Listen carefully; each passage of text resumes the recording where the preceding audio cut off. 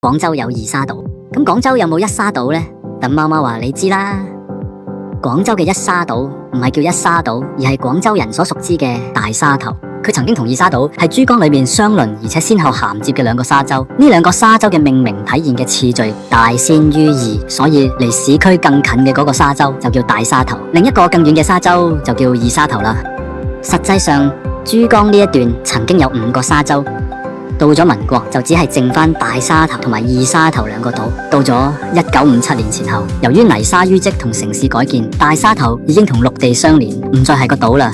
而剩餘嘅河道喺50年代末更加被擴劃成東山湖，亦即係我哋而家熟知嘅東山湖公園。再經過後面大沙頭客運站嘅田江，以及東湖路同埋東湖新村嘅田湖，大沙頭嘅形狀最終定型。曾經嘅沙洲變成咗街市同埋公園。江河嘅變遷實際上就喺你嘅腳下。